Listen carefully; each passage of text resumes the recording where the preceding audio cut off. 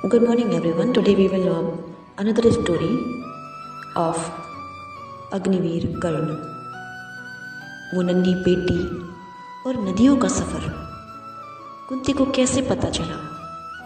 अक्सर ये प्रश्न उठता है कि जिस नवजात को कुंती ने बिना नामकरण के ही बहा दिया, उसे उन्होंने वर्षों बाद कर्ण के रूप में कैसे पहचाना। इसका उत्तर महाभारत के भूगोल और एक माँ की व्यवस्था में छिपा है। उस कालखंड के भूगोल पर दृष्टि डालें तो एक स्पष्ट मार्ग उभरता है, जैसा कि श्लोक मंजूषा त्वशम दत्या में वर्णित है। यह केवल एक संयोग नहीं बल्कि नदियों का एक नेटवर्क था। अश्व नदी से प्रारंभ। कुंती उस समय भोजपुर में थी। कुंती भोज के महल में, जो अश्व नदी के तट पर बसा था। लोकलाज के भय से कांपते हाथों ने कुंती ने अपने सूर्य समान तेजस्वी पुत्र को एक मंजूषा यानी लकड़ी की पेटी में सुलाकर अश्व नदी की लहरों में सौंप दिया। चंबल का मोड़। अश्व नदी उस पेटी को बहाकर आज की चंबल नदी यानी चर्णवंती नदी में ले आई। यमुना और गंगा का संगम। चंबल की तीव्र धारा ने उस यमुना को सौंपा और यमुना उसे बहाते हुए प्रयाग तक ले आई, जहाँ वह गंगा की विशाल गोद में समा गई। अधिरथ की प्राप्ति। गंगा की लहरें उस मंजूषा को यानी उस लकड़ी की पेटी को पाटलिपुत्र से आगे चंपा नगरी के तट तक ले गई।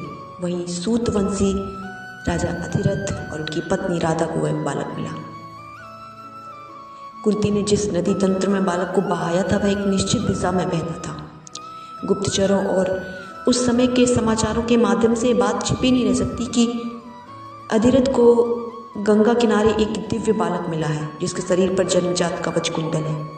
एक माँ का हृदय और गुप्त सूचनाएं दोनों ने कुंती को बता दिया था कि राधे ही उनका कौन्तेय है। कुरुक्षेत्र का 10वां दिन। बाणों की सैया और पश्चाताप के आंसू। महाभारत युद्ध का 10वां दिन सूर्यास्त के साथ समाप्त हो चुका था। कुरुवंश के सबसे वयोवृद्ध योद्धा पितामह भीष्म अर्जुन के बाणों से छलनी होकर सरसैया पर लेटे थे। उनका शरीर धरती पर नहीं बल्कि उनके ही शरीर में धसे अनगिनत तीरों पर टिका था। दिन भर कौरव पांडव दोनों पक्षों के योद्धाओं ने श्रद्धांजलि देने आते रहे। जब रात्रि का सन्नाटा छाया और सब चले गए, तब वहां एक परछाई दबे पांव पहुंची। वह कर्ण था। कर्ण का अंतर्द्वंद। कर्ण जिसने आजीवन भीष्म से केवल तिरस्कार सहा था। भीष्म ने उसे सदैव सूत पुत्र कहकर अपमानित किया और अर्धरथी बताकर उसका मनोबल तोड़ा। आज वही कर्ण अपने सबसे बड़े विरोधी को मृत्यु शैया पर देख विचलित हो उठा। द्वेष मिट गया और आंखों में आंसू भर आए। उसने रुंधे गले से पुकारा, पितामह आंखें खोलिए। मैं वही राधा पुत्र कर्ण हूं जो सदा आपकी आंखों में खटकता था, जिसे आपने सदैव द्वेष की दृष्टि से देखा। आज मैं आपसे अंतिम भेंट करने आया हूं। वह स्पर्श जिसने सब बदल दिया। तुम राधे नहीं कौन्तेय हो। कर्ण के शब्द सुनकर पितामह ने कष्टपूर्वक अपनी आंखें खोली। उस समय वहां कोई नहीं था, केवल एक दादा और उसका ज्येष्ठ पोता। भीष्म ने अपना कांपता हुआ हाथ उठाया। इस बार उस हाथ में कोई अस्त्र नहीं था, ना ही तिरस्कार था। उन्होंने कर्ण का हाथ थाम लिया। भीष्म का स्वर प्रेम से भीगा हुआ था। आओ पुत्र, तुम राधे नहीं हो, ना ही अधिरथ तुम्हारे पिता है। तुम सूर्य के अंश हो और कुंती के ज्येष्ठ पुत्र तुम कौन्तेय हो। कर्ण स्तब्ध रह गया। उसे अपनी माँ का सत्य तो पता था, जो कुंती ने युद्ध से पूर्व बताया था, लेकिन उसे यह अनुमान नहीं था कि पितामह भीष्म जो उसे सदा दुत्कारते रहे, वे भी सत्य जानते थे। आश्चर्यचकित कर्ण ने पूछा, पितामह आप ये जानते थे, फिर भी आपने मुझे सदैव सूत पुत्र क्यों कहा? मुझे युद्ध से दूर क्यों रखा? रहस्य का उद्घाटन।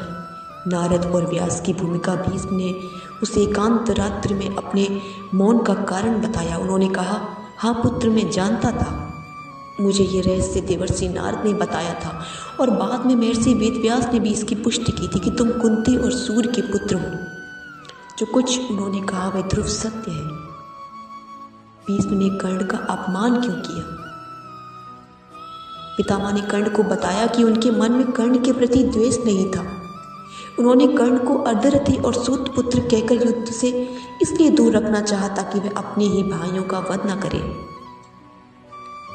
वे चाहते थे कि कर्ण का तेज कम हो जाए ताकि कुरुवंश का विनाश रुक सके, पर विधि को कुछ और ही मंजूर था। ये प्रसंग महाभारत की सबसे बड़ी त्रासदियों में से एक है। कुंती जानती थी पर समाज के भय से चुप रही। भीष्म जानते थे पर सिंहासन और धर्म की जटिलताओं में मौन रहे। कर्ण जानता था पर मित्रता के ऋण के कारण दुर्योधन का साथ नहीं छोड़ सका। अंततः जब भीष्म और कर्ण उस रात मिले तब तक बहुत देर हो चुकी थी। गंगा का वह पुत्र भीष्म और गंगा में बहाया गया वह पुत्र कर्ण, दोनों ही अपनी अपनी प्रतिज्ञाओं और मौन के बोझ तले दबकर मृत्यु की ओर बढ़ गए। राधे राधे।